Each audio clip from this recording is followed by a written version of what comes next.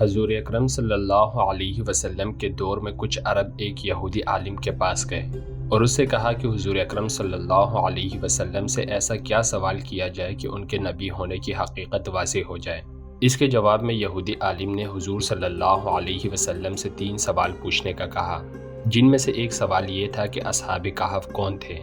لہٰذا اللہ پاک نے اپنے محبوب محمد صلی اللہ علیہ وسلم کو اس کا جواب قرآن پاک کی سورہ کہف کے اندر مکمل وضاحت کے ساتھ بیان فرمایا۔ اس کے مطابق یہ حضرت عیسیٰ علیہ السلام کا دور تھا جب اللہ پاک نے ان کو آج کے دور کے فلسطین کے علاقے میں لوگوں کو اسلام کی تبلیغ کے لیے بھیجا۔ یہ علاقہ اس وقت رومن امپائر میں شمار ہوتا تھا اور یہ بت پرست لوگ تھے۔ یہاں ایک یہودی بادشاہ کی حکمرانی تھی جو رومن حکومت کے ماتحت ہی کام کر رہا تھا۔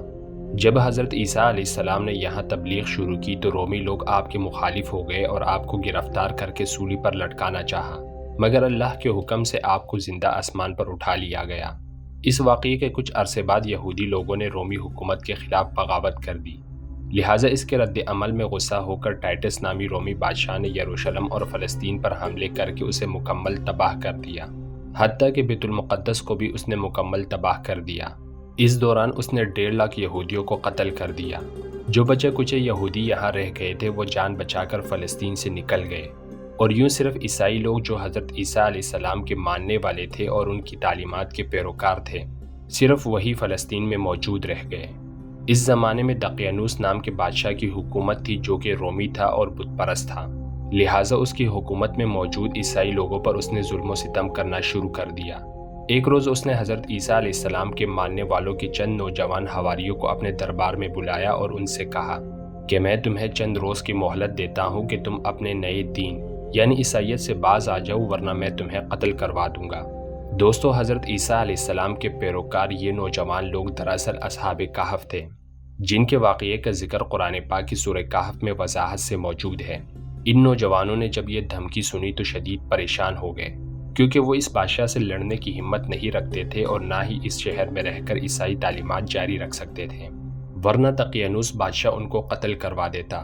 لہٰذا انہوں نے شہر چھوڑ کر کہیں بھاگ جانے کا فیصلہ کیا اور اللہ کی ذات پر بھروسہ کر کے شہر سے نکل گئے، یہ سوچتے ہوئے کہ اب اللہ ہی ہمارے لیے کوئی نیا فیصلہ کرے گا اور ہمارے لیے کوئی نیا راستہ بنائے گا۔ یہاں تک کہ وہ ایک پہاڑ کے غار میں جا کر چھپ گئے اور وہیں اسی غار میں ہی سو گئے، یہاں تک کہ سوتے سوتے ان پر 300 سال کا عرصہ گزر گیا، یعنی 300 برس تک یہ لوگ اس غار میں سوتے رہے۔ دقیانوس نے جب ان لوگوں کو تلاش کروایا تو اسے معلوم ہوا کہ یہ لوگ اس غار کے اندر موجود ہیں، تو وہ بہت غیظ و غضب کا شکار ہوا، لہٰذا اس نے غصے میں آ کر حکم دیا کہ غار کو ایک سنگین دیوار لگا کر بند کر دیا جائے، تاکہ یہ لوگ اسی غار میں رہ کر ہی مر جائے اور کبھی باہر نہ آ سکیں۔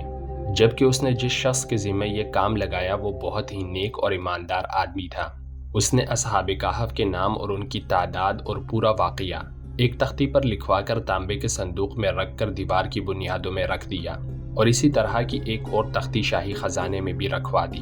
اس 300 سال کے عرصے کے دوران دقیانوس بادشاہ مر گیا اور کئی بادشاہ اور کئی حکومتیں آئیں اور چلی گئیں، یہاں تک کہ 300 عیسوی میں رومن امپائر نے بھی عیسائیت اختیار کر لی۔ اس زمانے کے بعد یعنی 646 عیسوی میں بیدروس نامی عیسائی بادشاہ کی حکومت آئی، جو کہ ایک نیک دل اور انصاف پسند بادشاہ تھا، اور اس نے 68 سال تک شان و شوکت سے حکومت کی۔ اس کے دور میں مذہبی فرقہ پسندی جب عروج پر پہنچ چکی تھی اور لوگوں میں مرنے کے بعد دوبارہ زندہ کیے جانے اور قیامت کا یقین ختم ہوتا جا رہا تھا، تو اپنی قوم کا یہ حال دیکھ کر بیدروس نامی بادشاہ انتہائی رنجیدہ ہوا اور ایک روز اپنے مکان کی تنہائی میں جا کر بند ہو گیا۔ یہاں وہ اللہ کی بارگاہ میں بے قراری سے دعا کرتا رہا کہ اے اللہ، کچھ ایسی نشانی ظاہر فرما کہ میری قوم کے لوگوں کا ایمان پھر سے تازہ ہو جائے، انہیں قیامت کا اور مرنے کے بعد دوبارہ زندہ کیے جانے کا اور ایک خدا کے موجود ہونے کا یقین ہو جائے۔ اللہ نے اس کی یہ دعا قبول فرمائی، لہٰذا ایک روز ایک چرواہا اپنی بکریوں کو چرانے کے لیے اس غار کے پاس پہنچا۔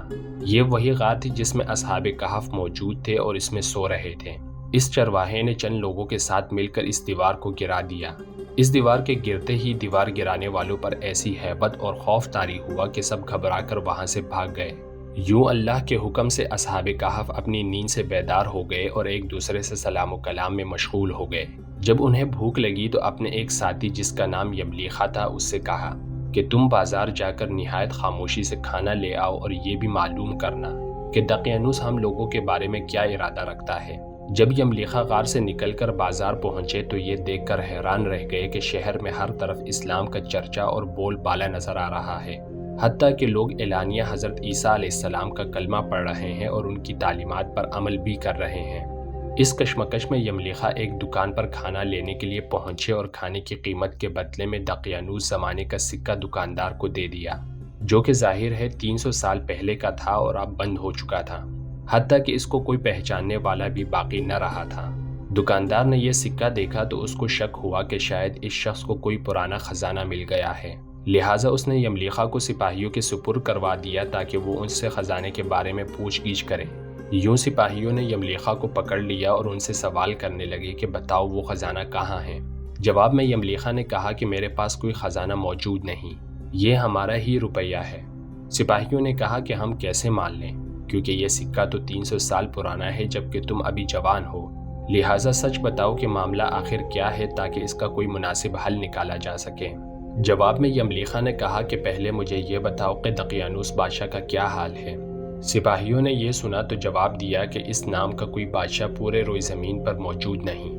مگر ہاں سینکڑوں سال پہلے اس نام سے ایک بے ایمان بادشاہ گزرا تھا اور وہ بت پرست تھا۔ یہ جواب سن کر یملیخا ششدر اور پریشان ہو کر رہ گیا اور بتایا کہ ابھی کل ہی تو ہم اس کے شر سے اپنا ایمان اور جان بچا کر بھاگے تھے اور میں اور میرے ساتھی قریب کے غار میں چھپ گئے تھے، جبکہ میرے باقی ساتھی اس وقت بھی اس غار میں موجود ہیں۔ تم لوگ میرے ساتھ چل کر خود ہی ان کو کیوں نہیں دیکھ لیتے؟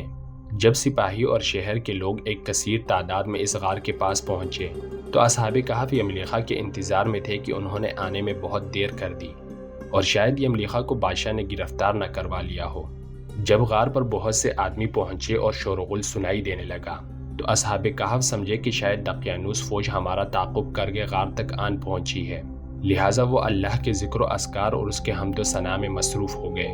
سپاہیوں نے غار پر پہنچ کر وہ تانبے کا صندوق برآمد کر لیا اور اس کے اندر سے تختی کو نکال کر پڑھا تو وہاں اصحاب کہف کے نام اور یہ لکھا ہوا تھا کہ یہ مومنوں کی جماعت ہے اور اپنے دین کی حفاظت کے لیے دقیانوس بادشاہ کے خوف سے اس غار میں پناہ گزین ہوئے ہیں، اور دقیانوس نے غصے میں آ کر اس غار کے منہ کو بند کروا دیا ہے، لہٰذا جب کبھی بھی یہ غار کھلے تو یہ لوگ اصحاب کہف کا حال یہاں سے معلوم کر سکیں۔ سپاہی یہ دیکھ کر حیران و پریشان رہ گئے اور جب کچھ سمجھ نہ آیا تو اپنے بادشاہ بیدروس کو اصحاب کہف کی اطلاع دی۔ بیدروس بادشاہ نے جب یہ خبر سنی تو فوراً اپنے عمراء اور عمائدین شہر کے ساتھ اس غار پر پہنچ گیا۔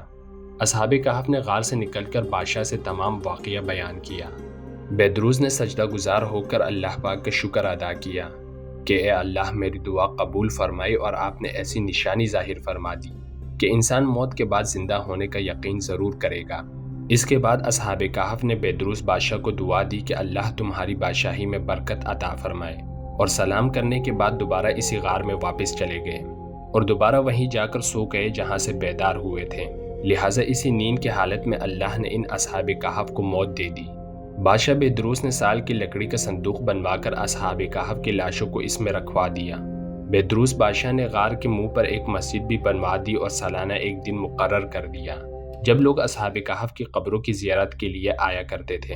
دوستو، اصحاب کہف کی تعداد کے بارے میں علماء اکرام کی بہت سی رائے پائی جاتی ہے۔ حضرت عبداللہ بن عباس فرماتے ہیں کہ اصحاب کہف کی تعداد 7 تھی،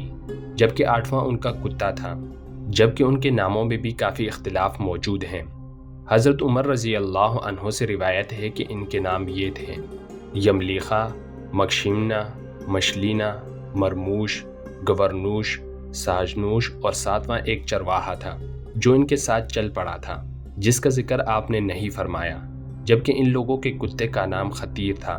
دوستو، یہاں سوچنے کی بات یہ ہے کہ آخر ایسا کیسے ممکن ہوا؟ اصحاب کہف پر وقت اثر انداز کیوں نہیں ہوا اور نہ ہی ان کی جسمانی خد و خال میں کوئی تبدیلی واقع ہوئی، جبکہ ان کے آس پاس 300 سال کا وقت گزر گیا؟ سائنسی طور پر اگر اس کی وضاحت کریں تو ایسا تب ممکن ہو سکتا ہے جب تھیوری آف ریلیٹیوٹی کے مطابق اس غار میں جہاں اصحاب کہف لیٹے ہوئے تھے اس جگہ کا گریویٹیشنل فیلڈ غار سے باہر موجود جگہوں سے بالکل کم ہو گیا ہو یا پھر تقریباً ختم ہو گیا ہو، لہٰذا ان کے لیے وقت رک گیا ہو جبکہ ان کے آس پاس کا تمام وقت چلتا رہا۔ بظاہر ایک ہی فریم آف ریفرنس کے ہوتے ہوئے ایسا ممکن نظر نہیں آتا، مگر تمام جہانوں کے پالنے والے رب کے لیے، جس کے ہاتھ میں دنیا و کائنات کا نظام موجود ہے، کچھ بھی ناممکن نہیں ہے۔ یہ تو محض انسانی سوچ کی حدود ہے جب اللہ پاک کے لیے سب کچھ کن فیکون کی دوری پر موجود ہے۔ دوستو، اگر ویڈیو پسند آئی ہو تو اپنے دوستوں کے ساتھ لازمی شیئر کریں اور چینل کو سبسکرائب کر لیں تاکہ ہماری ہر نئی آنے والی ویڈیو کا نوٹیفیکیشن آپ کو بر وقت ملتا رہے۔ ویڈیو دیکھنے کے لیے آپ کا بہت شکریہ۔